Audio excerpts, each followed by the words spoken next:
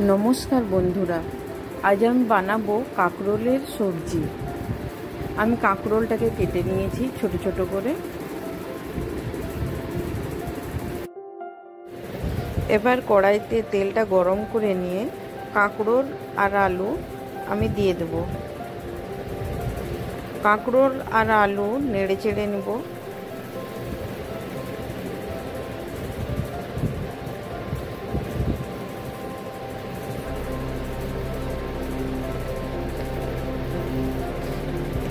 এবার আমি এতে নুন আর হলুদ দিয়ে ভালো করে নেড়ে চেড়ে মিশিয়ে নেব এবং মিডিয়াম আঁচে আমি এটাকে ঢাকা দিয়ে দিয়ে সিদ্ধ করে নেব।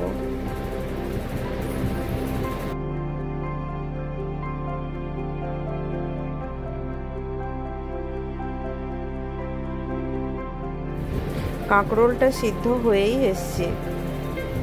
এবার নেড়ে চেড়ে এটাকে ভালো করে ভেজে নেব। মিডিয়াম ফ্লেমে কাঁকরোল আর আলুটাকে ভালো করে আমি ভেজে নিলাম। এবারে আমি এটাকে তুলে নেব। তারপরে কড়াইতে তেল দিয়ে পেঁয়াজ কুচি, লঙ্কা দিয়ে ভালো করে নেড়ে নেব। আদা, রসুন ও জিরা বাটাও আমি এতে দিয়ে দেব। টমেটো কুচি দিয়ে ভালো করে নেড়ে নিলাম। তারপরে হলুদ, কাশ্মীরি লঙ্কা গুঁড়া, ধনে দিয়ে ভালো করে মশলাটা আমি ভেজে নেব। একটু ভাজা ভাজা হয়ে এলে ওতে আমি জল দিয়ে ভালো করে মশলাটা আবার কষিয়ে নেব।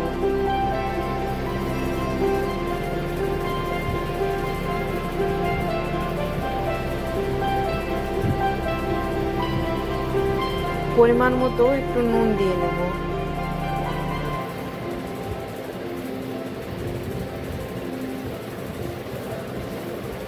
মশলাটা আমার কষেই এসছে। এবার আমি আলু ও কাঁকরোল ভাজাটা ওতে দিয়ে দেব। দিয়ে ভালো করে ওটাকেও আমি কষিয়ে নেব। কষানো আমার হয়ে গেছে। ওতে জল দিয়ে আরও 10 মিনিট মতো আমি এটাকে রান্না করে নেব।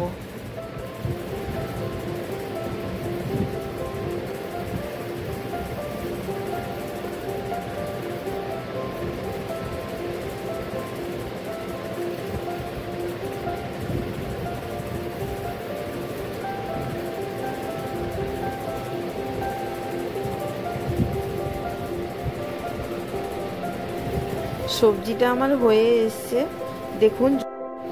দেখুন জলটাও মরে গেছে।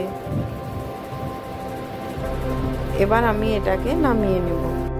রেডি কাঁকরোলের সবজি।